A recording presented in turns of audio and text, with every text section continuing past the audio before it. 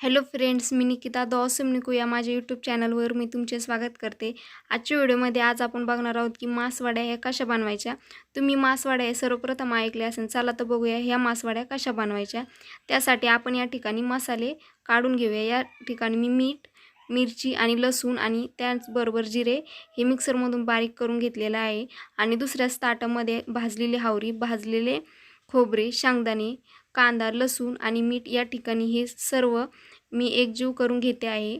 तुम्ही हे सर्व बघू शकता। अशा पद्धतीचं हे मिश्रण आपल्याला तयार करून घ्यायचं आहे। अशा पद्धतीने हे मिक्सरमधून मी काढून घेतलेलं आहे आणि त्यामध्ये मी लाल तिखट हे काढून टाकते आहे 2 चमचे। तुम्ही तुमच्या चवीनुसार यामध्ये लाल तिखट टाकून हे मिक्सरमधून फिरून घ्या। अशा पद्धतीने हा मसाला मी तयार करून घेतलेला आहे। अशा पद्धतीने 2 मसाले आपण या ठिकाणी तयार करून घेतलेले आहे। अशा पद्धतीने हा मसाला एकदम बारीक करून घ्यायचा आहे। या ठिकाणी मी कढई घेतलेली आहे। कढईमध्ये थोडंसं 2 ते 3 चमचे तेल या ठिकाणी टाकलेलं आहे आणि त्यानंतर 1 चमचा हळद पावडर या ठिकाणी मी टाकलेली आहे। हळद पावडर या तेलामध्ये टाकल्यानंतर आपण जो मीठ, मिरची, लसूण आणि जिरे हा मसाला मिक्सरमधून बारीक करून घेतलेला होता तो आता आपण या तेलामध्ये टाकून घेऊया। आणि हा तेलामध्ये टाकल्यानंतर हे या तेलामध्ये आपण हा छान पद्धतीने परतून घेऊया। आपल्याला याचं पिठलं करायचं आहे आणि ते पिठलंसुद्धा कडक म्हणजेच निब्बार पिठलं असं या ठिकाणी आपल्याला हे पिठलं करायचं आहे। यामध्ये मी कमीत कमी 1 ते 1.5 ग्लास पाणी या ठिकाणी टाकलेलं आहे आणि ह्या मासवड्या मी चुलीवर बनवते आहे। तुम्हाला घरच्यांची हेल्प हवी असेल तर तुम्ही घरच्यांची हेल्पसुद्धा घेऊ शकता। त्यानंतर पाण्याला थोडीशी उकळी आल्यानंतर मी त्यावरून कोथिंबीर टाकली आहे, जेणेकरून आपले जो मासवड्या आपण तयार करणार आहोत त्याला छान पद्धतीची टेस्ट येईल। आणि अशा पद्धतीने बेसन पीठ जे असतं ते थोडं थोडं अशा पद्धतीने यामध्ये मिक्स करून आणि दुसऱ्या हातामध्ये लाटणं वगैरे तुम्ही जशा पद्धतीने पिठलं हलवत असाल तशा पद्धतीने लाटणं घ्यायचं आहे आणि ते अशा पद्धतीने हलवत राहायचं आहे। अशा पद्धतीने आपल्याला एकदम निब्बार पिठलं या ठिकाणी बनवायचं आहे। अशा पद्धतीने थोडं थोडं पीठ यामध्ये ॲड करून अशा पद्धतीने लाटण्याच्या साहाय्याने आपल्याला हे पिठलं तयार करून घ्यायचं आहे। आणि ह्या मासवड्या खाण्यासाठी खूपच छान लागतात आणि त्यातल्या त्यात ह्या मासवड्या मी चुलीवर बनवलेल्या आहेत, त्यामुळे ह्या मासवड्या खूपच छान लागतात। तुम्ही ह्या मासवड्या बनवण्यासाठी कोणाचीही हेल्प घेऊ शकता। मी या ठिकाणी माझ्या आईची हेल्प घेतलेली आहे। मम्मी हे पिठलं करते आहे माझी आणि त्यानंतर मासवड्यासुद्धा आईच करणार आहेत। अशा पद्धतीने हे पिठलं आईने या ठिकाणी रेडी केलेलं आहे, थोडं थोडं बेसन घालून। अशा पद्धतीने आपल्याला हे पिठलं तयार झालेलं आहे। आता हे पिठलं थोडंसं घट्ट व्हायला लागलेलं आहे, तुम्ही बघू शकता। तरीही यामध्ये थोडं थोडं बेसन पीठ आणखी घालून आपल्याला हे पिठलं आणखी घट्ट करायचं आहे। अशा पद्धतीने आपल्याला हे पिठलं तयार करून घ्यायचं आहे। अशा पद्धतीने हे पिठलं तयार झाले की हे 2 ते 3 मिनटं अशाच पद्धतीने चुलीवर मी शिजवायला ठेवणार आहे। तुमच्याकडे गॅस असेल तर तुम्ही गॅसवर अशा पद्धतीने हे पिठलं तयार करू शकता आणि 2 ते 3 मिनटं लो फ्लेमवर तुम्ही हे पिठलं शिजून घ्या, जेणेकरून हे पिठलं खाण्यासाठी खूप छान लागेल। अशा पद्धतीने या ठिकाणी हे पिठलं शिजलेलं आहे आणि पुन्हा एकदा हे सर्व साईडने हलवून घेते आहे। आणि या पिठलं तयार करताना काही गिठुळ्या राहिल्या नाही पाहिजे, पूर्ण मऊ मऊ पिठलं या ठिकाणी हे रेडी करून घ्यायचं आहे। अशा पद्धतीने हे पिठलं तयार करून घ्यायचं आहे। तुम्ही माझ्या चॅनलला नवीन असाल तर प्लीज सबस्क्राईब करा, व्हिडिओ आवडला असेल तर लाईक करा आणि तुमच्या मित्रमैत्रिणींमध्ये शेअर करायला विसरू नका आणि कमेंटमध्ये सांगा की तुम्हाला ही रेसिपी कशी वाटली। आता या ठिकाणी पिठलं आपलं झालेलं आहे। मी या ठिकाणी परात घेतली आहे आणि त्यावर जे उपरणं असतं किंवा सुती कापड तुमच्याकडे जे असेल ते घेऊ शकता।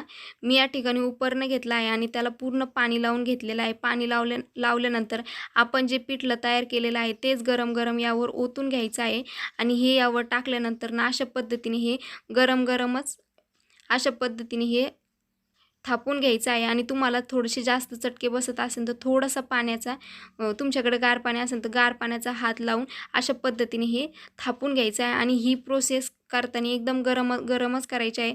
तुम्ही हे पिठलं गार झाल्यानंतर थापलं तर याला तुमच्या मासवड्या हे एकदम परफेक्ट बनणार नाही, त्यामुळे तुम्ही ह्या मासवड्या करताना हे जे पिठलं आहे ते गरमच अशा पद्धतीने सर्व साईडने थापून घ्यायचं आहे।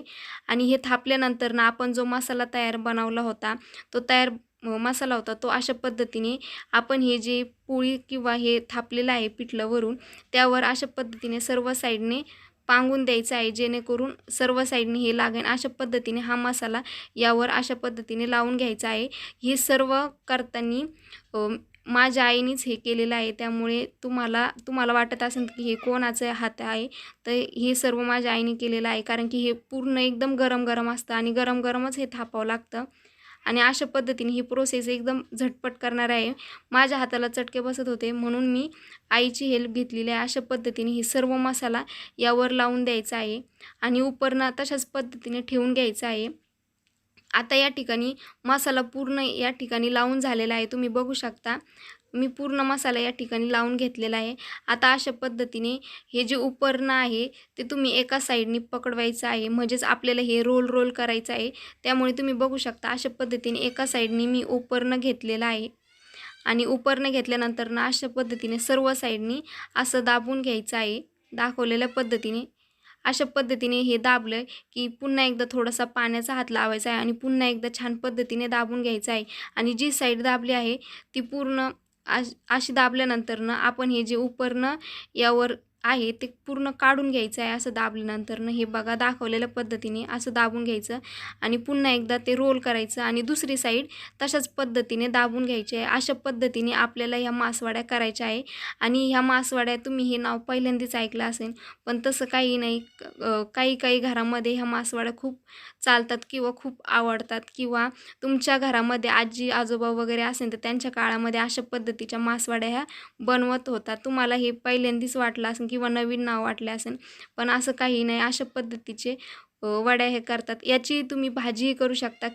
काळा मसाला जो असतो त्या काळ्या मसाल्यामध्ये आपण ही काळी भाजी या ठिकाणी करू शकतो. ही उकळल्यानंतरनं त्यामध्ये आपण मासवड्या टाकून अशा पद्धतीची ही भाजी आपण करू शकतो आणि ह्या मासवड्या आपण कोरड्याही खाऊ शकतो, तशाच छान लागतात किंवा चपाती बरोबरही खाऊ शकता. अशा पद्धतीने आपल्याला हे जे मासवड्या आपण केलेलं आहे त्याचा अशा पद्धतीने रोल करून अशा पद्धतीने मासवड्या हे करायच्या आहे आणि ही प्रोसेस एकदम हळूहळू करायची आहे. पूर्ण आपण रोल करताना पूर्ण साईडनी अशा पद्धतीने दाबायचं आहे, जेणेकरून आपली मासवड्या करताना चुकणार नाही किंवा फुटणार नाही मध्ये. अशा पद्धतीने ह्या मासवड्याचा रोल करून घ्यायचा आहे आणि उपरणं तशाच पद्धतीने याला लावून घ्यायचं आहे. तुमच्याकडे उपरणं नसेल तुम्ही सुती कापडाचा वापर केला तरीही चालेल. अशा पद्धतीने आपल्या मासवड्या ह्या तयार होणार आहेत आणि ही एकदम टेस्टी आणि एकदम छान अशी लागणारी रेसिपी आहे. या ठिकाणी मासवड्याचा जो असतं तर पूर्ण रोल तयार झालेला आहे. तुम्ही बघू शकता पूर्ण तयार झाल्यावर सुद्धा मी सर्व साईडने हे दाबून घेतलेलं आहे. आता हे मासवड्या तयार करून घेऊया. अशा पद्धतीने चाकूच्या साहाय्याने आपण ह्या मासवड्या कापून घेऊया. तुम्ही दाखवलेल्या पद्धतीने बघू शकता की एका साईडने मी कापून घेते आणि तशाच पद्धतीने दुसऱ्या साईडने तिरकं कापून घ्यायचं आहे, जेणेकरून आपला मासवड्याला खूप छान आकार येईल आणि ह्या मासवड्या दिसायला पण खूप छान दिसतात आणि टेस्टही याची खूप छान लागते. तुम्ही बघू शकता. तुम्हाला माझे आणखी अशा पद्धतीचे व्हिडिओ बघायचे असेल तर प्लीज माझ्या चॅनलवर जा, चॅनलला सबस्क्राईब करा आणि तुम्ही जर माझ्या चॅनलला सबस्क्राईब केलं तर तुम्हाला त्याची नोटिफिकेशन पडेल की मी रेसिपी कोणची टाकलेली आहे. तुम्ही माझी रेसिपी कधी पण बघू शकता. अशा पद्धतीने ह्या मासवड्या मी कापून ठेवलेल्या आहे. तुम्ही बघू शकता किती छान आकार या ठिकाणी झालेला आहे. अशा पद्धतीने आपल्या मासवड्या या ठिकाणी रेडी झालेल्या आहे. भेटूया अशाच पुढच्या नवीन रेसिपीमध्ये. Okay bye. कमेंटमध्ये कळवायला विसरू नका की तुम्हाला मासवड्या कशा वाटल्या.